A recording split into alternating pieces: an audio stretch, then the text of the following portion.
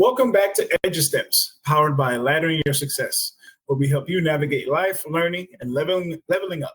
I'm your host, Olay Shorunke, and today we're tackling one of the biggest questions facing young adults. What should I major in? This isn't just about picking a degree.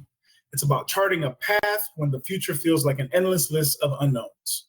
We'll give you a roadmap for when you have no idea what you want to do. As always, we have my good friend and founder of Laddering Your Success, Festus, on with us today. How you doing today?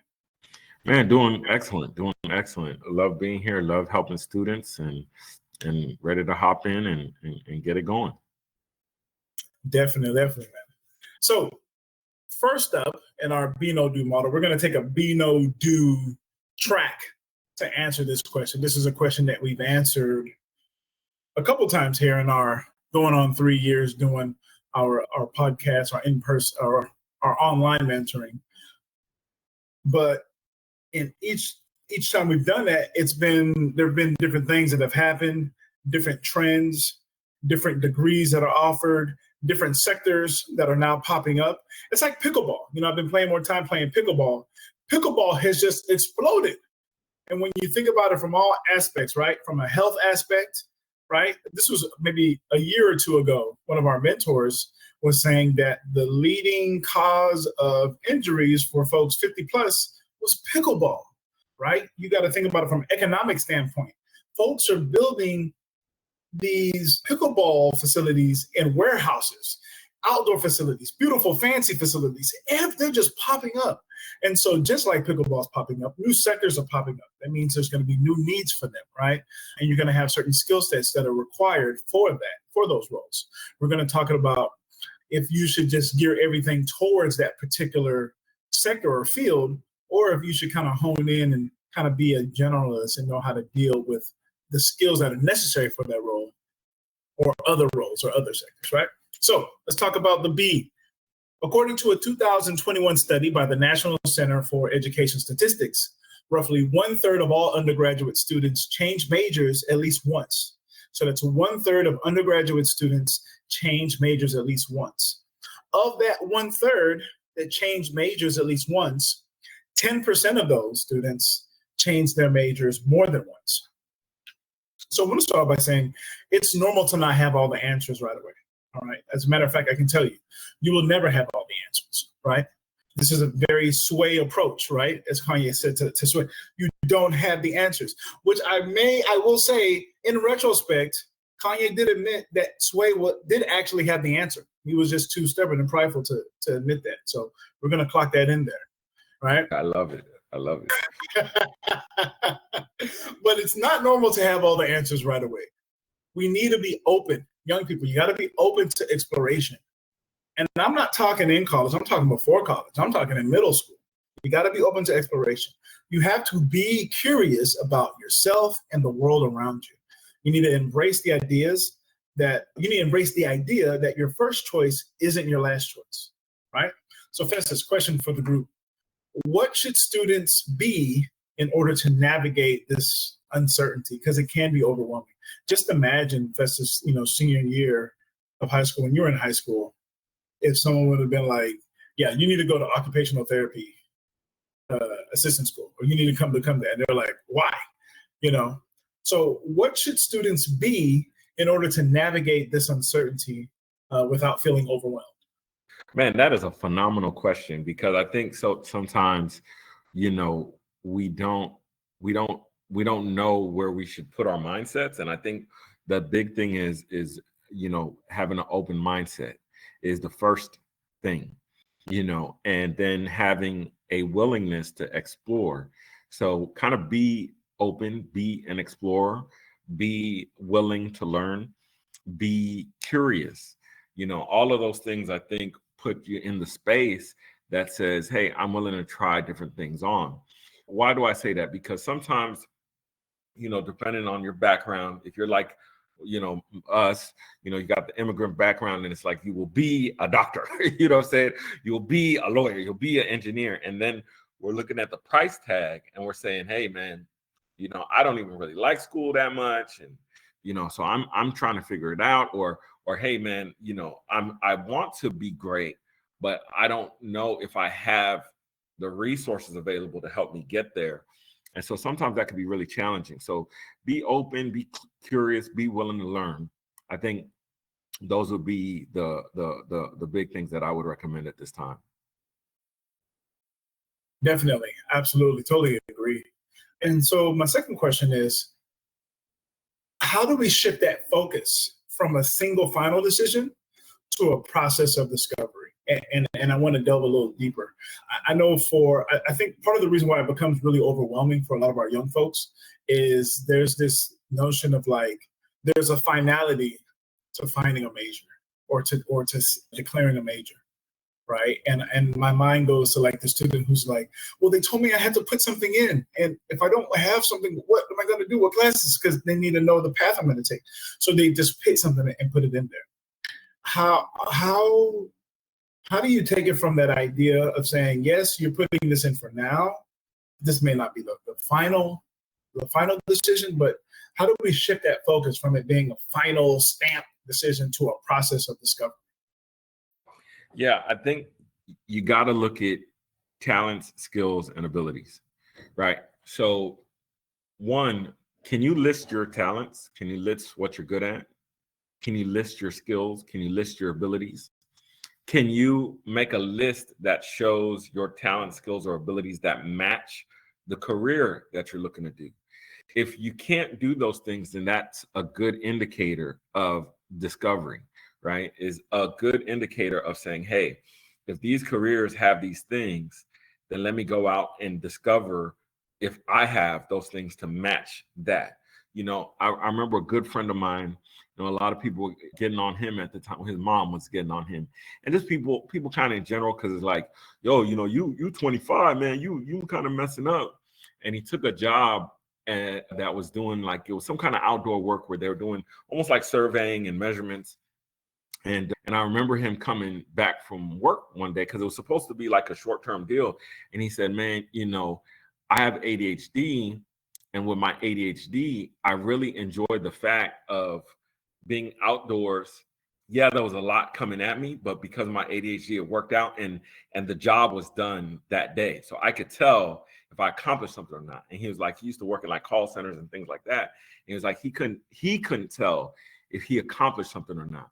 And so to me, that is where, you know, you're discovering your talents, gifts, and abilities and your skills and seeing if they match up to what's out there in terms of a career, you know. And so in that discovery process, it's taking opportunities, discovering what opportunities are available, putting yourself out there. And a lot of times I think we struggle because of the potential for rejection, you know, and we say, oh man, I don't even want to apply because they might not accept me. And the thing is, don't take those things personal, right? In the discovery phase, we're really trying to find out everything. What do we value?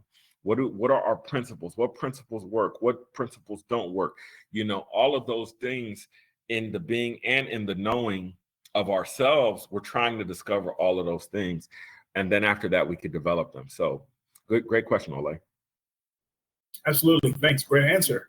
Hey, LYS fam. It's Olay. Thanks so much for listening to LYS. I just wanted to take a quick moment to talk to the parents. That's right, mom and dad. Parents, prepare your child for their best educational fit after high school with our comprehensive LYS Parents Guidebook. Our helpful guide includes a range of activities designed to help you better understand your child's unique gifts and abilities. Additionally, we provide valuable insights into the student loan debt crisis and offer practical tips on how to avoid accumulating large amounts of debt. Our ebook also includes a wealth of information on scholarships, grants, and payment exemptions that can help guide your child towards a bright and successful future. With our expert guidance, you can rest assured that your child is well prepared to make informed decisions about their education and career path. Don't let your child's future be in jeopardy. Invest in their future today by downloading the LYS Parents Guidebook. Simply go to lys.com/parents to get your copy today. Now let's get back to the show because you know it's some good topics. I think with what you said, because it's so powerful, you know, we always talk about the K-Guy and the be, know, do, and diagram where students can start to answer those questions. If the question is, how do we shift the focus from a single final decision to a process of discovery? I want to take what you said and I want to add upon it. Don't start at college. If you're trying to figure out your major by the time you get to college, that's a problem. You've made a mistake. Just imagine if you were to ask this person when they were in middle school. If you ask this person that question every single day from the time they were sixth, seventh grade to the time they were a senior in high school. I'm sure as they answer more questions about themselves, like you said, Festus, as they figure out their talents and skills and abilities, more about their values, their principles, their characteristics, more about the resources around them, more about how they execute and solve problems, they'll have a more concrete answer, right? And to Absolutely. go ahead. Yes, no, go ahead. No, go ahead. I was saying absolutely. Yeah. So to that point, let's talk about knowing, right? The second portion in our Be No Do, the know, and knowing the landscape, right? The know perspective. What do you need to understand about this decision-making process, right? There's a lot of factors in play, from what you're personally interested to practical, just practical, logical things that you have to think about when you're looking at a major to apply for. So here's some facts. A 2022 survey by the Strada Education Network found that career relevance is a major driver for students' decisions. They're asking themselves, how would this major help me get a good job?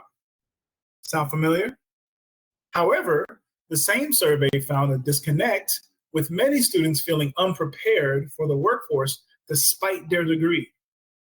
The Bureau of Labor Statistics projects that nearly 20% of new jobs created between 2022 and 2032 will be in healthcare, tech, and renewable energy. Knowing these growth areas can inform your choices, but they should not dictate them entirely. You also can't overlook the cost for college, the skills that you're actually going to gain, not just the subject matter. The importance of soft skills like communication, critical thinking, and collaboration. The value of internships and hands-on experience, and the fact that many jobs of the future don't even exist yet, right?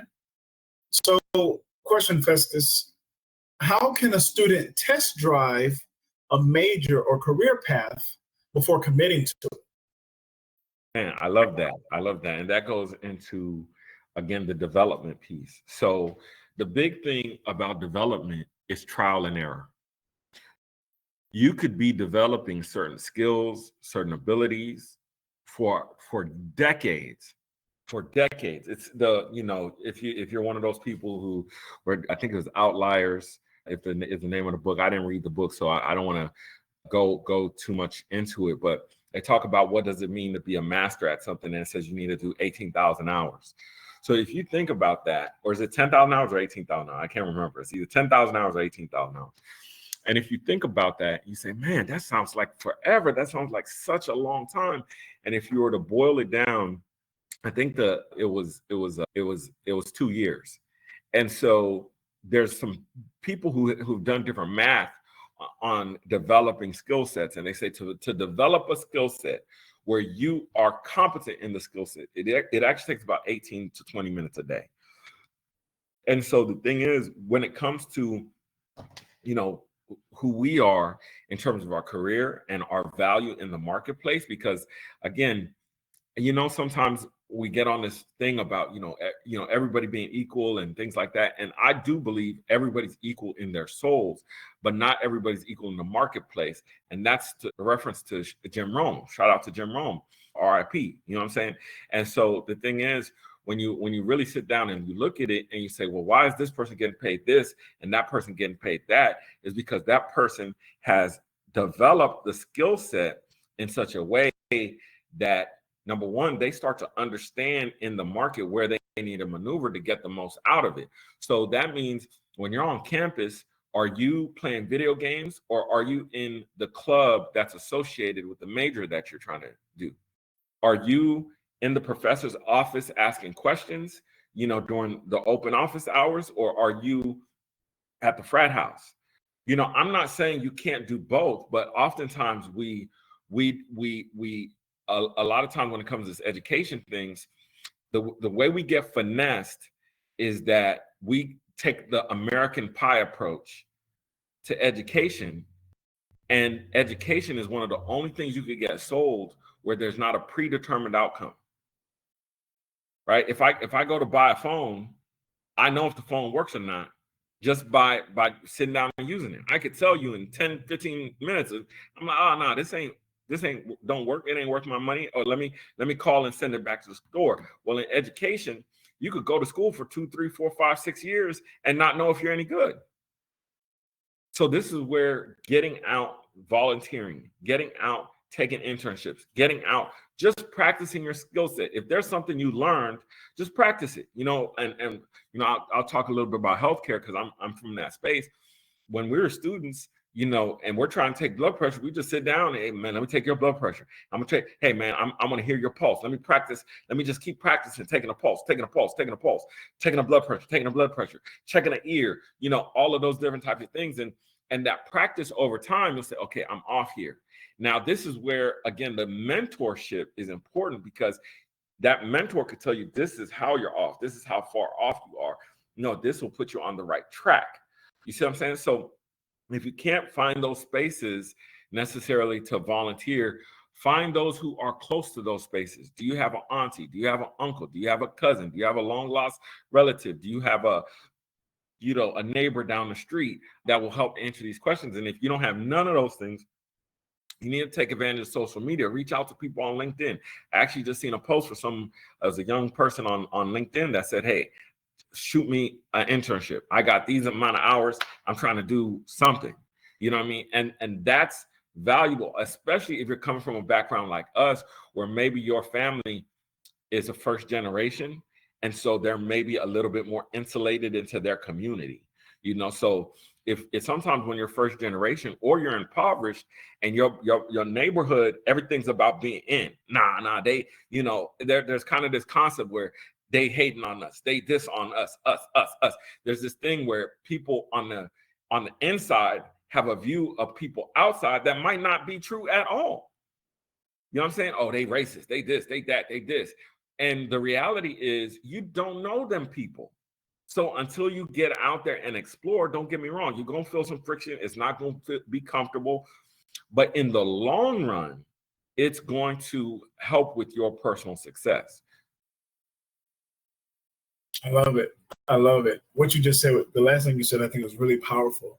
And I think that can almost be debilitating for a lot of young people who don't experience other cultures, who don't really get out of their own comfort zone. It can be debilitating. I think that's what it was for me when I was younger, is, I never really left my comfort zone. I never really left my area. So I was very closed off. But to your point, Festus, you were talking about the 10,000 hours and the outliers. I think it was Malcolm Gladwell who was like, just it's the art of repetition, doing the same thing over and over. And before you know it, you're very comfortable in those different spaces. You got the confidence now to be able to hang in there. So I definitely love that. I love what you said about trial and error. I think that's super, super key. It's okay to not like something. I think there's this thing, especially for those folks who have the parents who are told what they're going to be before they even become it. They're like, you're going to be a doctor, you're going to be an engineer.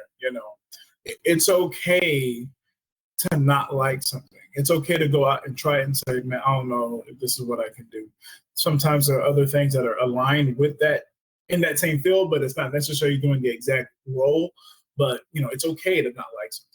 Hey, LYS fam, it's Olay. Just wanted to take a quick break to let you know that even though the cost of college can be daunting, the LYS Scholarship Guide ebook can assist you in realizing your dreams. You can identify and apply for scholarships using the information, advice, and resources in our comprehensive guide. Also, we've provided a template for a successful scholarship essay to help you stand out from the crowd. Don't allow student loan debt to control you. Get your copy of the LYS Scholarship Guide ebook right away to take charge of your destiny. Simply go to lys.com/parents to get your copy today. Now let's get back to that fire conversation. Also, while you're talking, Festus, I thought about bring your parents to work day. And I think bring your parents to work day, if it never had been created, would have been something that we would have recommended or talked about, because it's so in line with what we talk about here at Ladder Your Success. We'll always talk about looking at your parents and seeing what they do, and that kind of being sometimes it gives you a glimpse into some of the things that you could possibly be doing in your future, just because your parents are your nearest ancestors, some of the things that we always talk about. And I thought, I was like, man, they don't do bring your parents to work day anymore. I think a lot of times it's just parents will just bring their kids, like, you're gonna come with me to work today and see what I do. But I just thought about that, like, man, bring it back. Yeah, I think it's not called "Bring Your Parents to Work Day." I think it's, I got a cap. It's called "Bring Your Child to Work Day." I'm so sorry. Yes. Bro, I just had a cap on you a little bit. But the reality is, that's the thing, and that's one thing I try to do with my kids when they're especially now that they're a little bit older age, a little bit more mature. Hey, come with me. You know what I'm saying? Come see what I do. Because so often work becomes this thing that is mythical. You know what I'm saying? It's like mom or dad said they went to work and then they just came back and they said they're tired. You know what I'm saying? And it's like, you don't even know what they did. You don't know where they're at. And so oftentimes, because we're, like you said, your parents are nearest relative or nearest ancestor, if you, like, for example, if you look in my house, the books I have from college, the books I have from all my training programs are in my house. So what does that mean? That means my children have a greater access to the information for the field within that I'm in. Yeah. And so the thing is, their access increases based off of that parent. And so not only is there more access in the home, there also becomes more access to opportunities in that field. Because if I know Jimmy over there, I know Sally over here. And I used to see this in the hospital all the time. People call up to the hospital, hey, can I get observation hours? No, we don't do observation hours. No, we're not doing it right now. Somebody would be like, yo, my cousin needed it. Okay, cool. My niece needed it. Cool. So because they're employees and they work here, they're getting the access that the person off the street wouldn't. You know what I'm saying? And some people say, oh, that's good, that's bad, but that's life. You know what I'm saying? And I think that's the thing, is that we got to be ready and willing to deal with life. And there's ways of getting access, even when maybe you don't have the best fit per se. You don't have the knowledge, skills, and resources. Kind of that one clip, and somebody just sent it to me again. Shout out to Dr. Mike, where the coach is standing in the field and he's like, take one step forward if this, take one step forward if this, take one step forward if this. And he keeps going, and he basically has 20 steps forward and says, it goes, okay, guys who is in the front, turn around and look.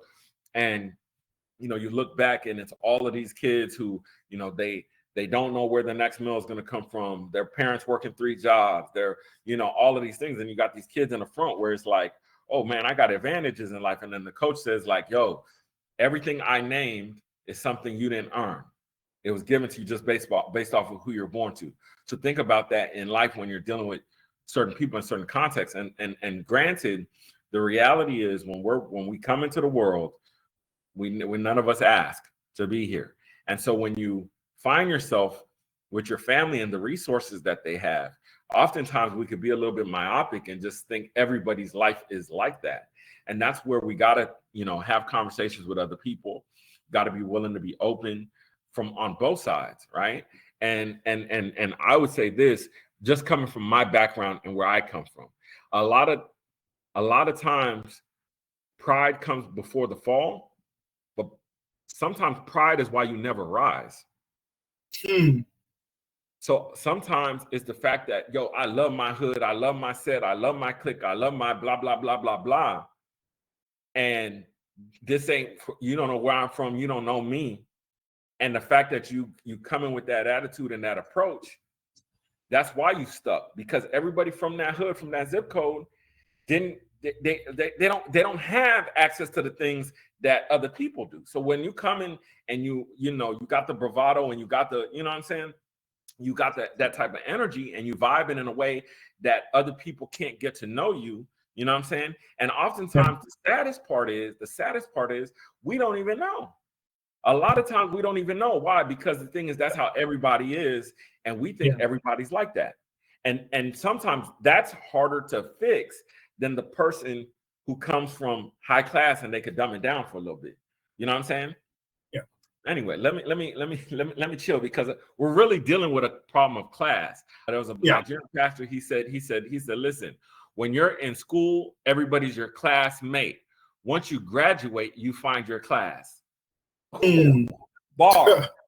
Yeah. But to your point, that is so powerful what you said. I think the fruit is shown, right, when it comes to that pride thing. Because if you just look at the fruit now, that's what you see, especially in Houston. Houston is so unique.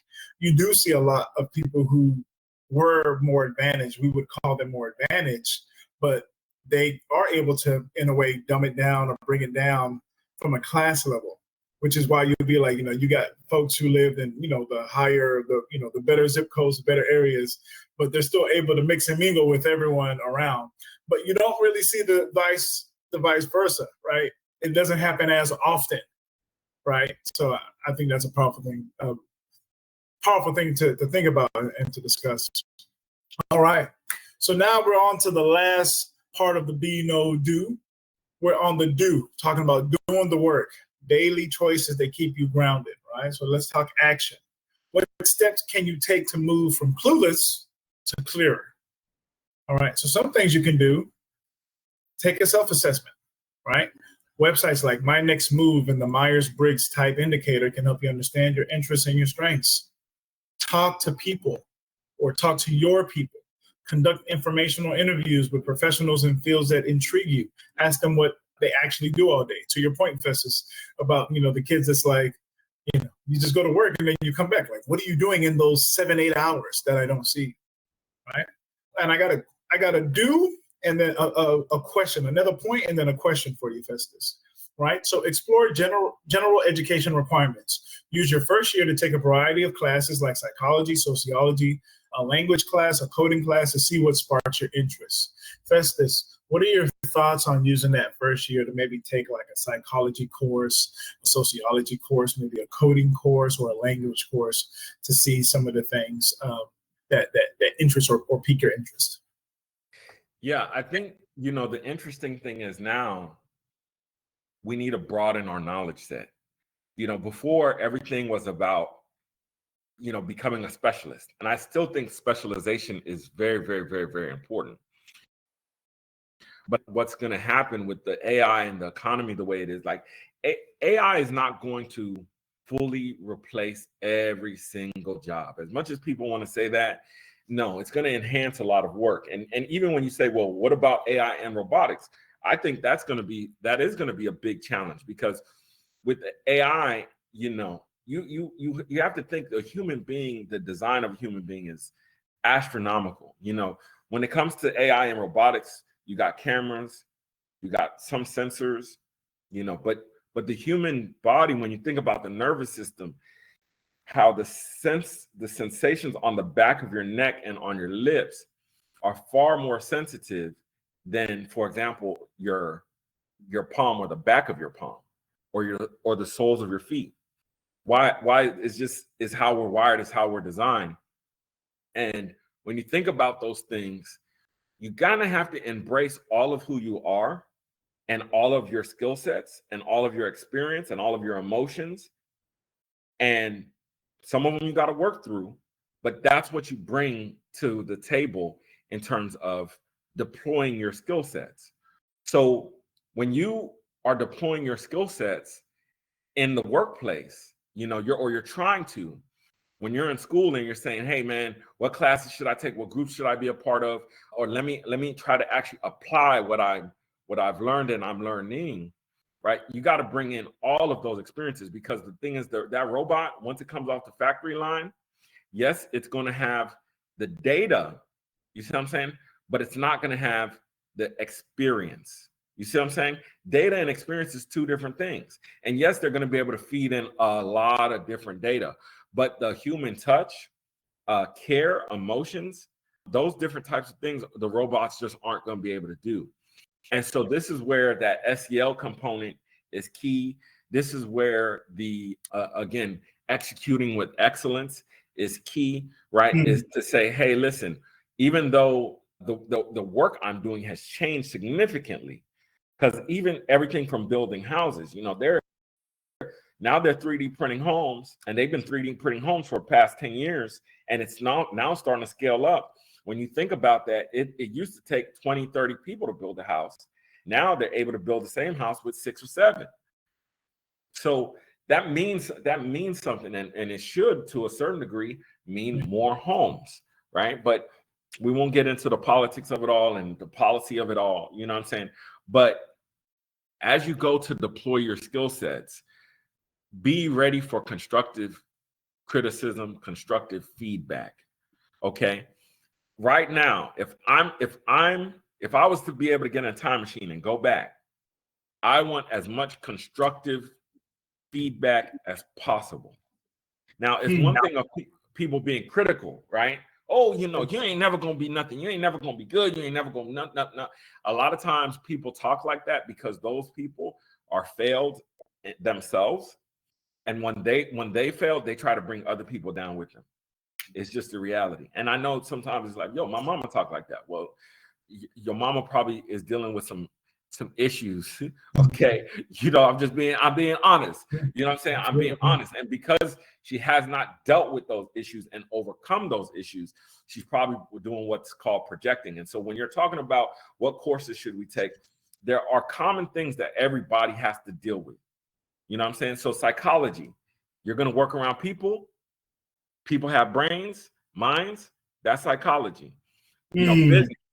Business. Everybody works at a business. You know what I'm saying? At some type of business. It might be a nonprofit. It might be a government entity. It might be a for-profit. It might be corporate. It might be small business.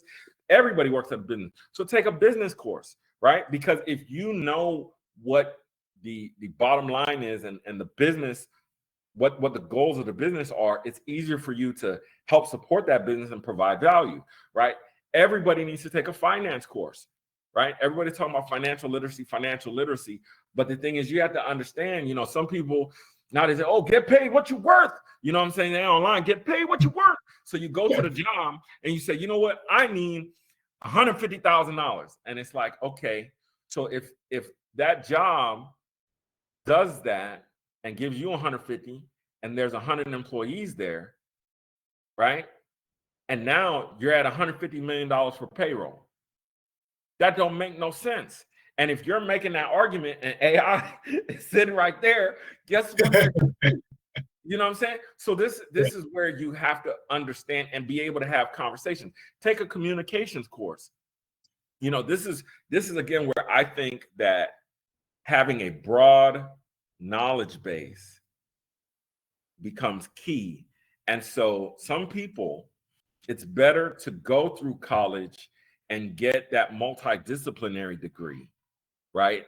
And graduate that multidisciplinary degree than specialize. Just being honest. Now, if you know what you want to do, you got the resources for it. Not only you got the resources for it, but you're also doing the research and doing the work. That's two different things. Okay, doing the research is, let me go look at where the industry is going. Doing the work is, let me go volunteer in that office. Doing the research is, let me go see what that job is paying. Doing the work is, let me go and try to get an internship in that office or somebody in a similar field to see what that's really like. There's difference between doing the research and doing the work. One is information. The other one is, application. And so when we look at that, get that broad spectrum of knowledge that comes from taking the courses that cover the basics of life. There's those 7 key areas: culture, health, social, spiritual, financial, educational, and of course, career. Take a little bit of each of those and try to apply it. Listen, you got between 6 to 8 summers to really learn this stuff and get it down pat. You got about 6 to 8 summers from your junior year to the time you graduate. You got about 6 to 8 summers. So start lining it up. Yo, this summer I'm doing this. Next summer I'm doing this. This summer I'm doing this. In your off time, I'm telling you, you can't, right now, you can't just be sitting at the crib playing video games. You know what I'm saying? Granted, yes, there's people who do that and they make money from it. And I'm for you learning and doing those things, but you also have to be out practically in the world to learn how to interact with others. So let me stop right there because I know I've been going for wonderful point, man. You reminded me of that. What's that old Kanye lyric? I got enough crates in here to last me for 6 summers. Oh, that's a different world, like 3 summers. I'm a different world, like 3 summers. I've been, yeah. That's what you reminded me of when you were talking about. Yeah, imagine being 16-year-old locked in the basement, 1,000 churros, doing three beats for 3 summers, or no, doing 5 beats a day for 3 summers. That's a different world, like 3. Okay, there we go. Yeah, there it is. We don't own the rights to any of that music. No worries. I don't think he owns the rights.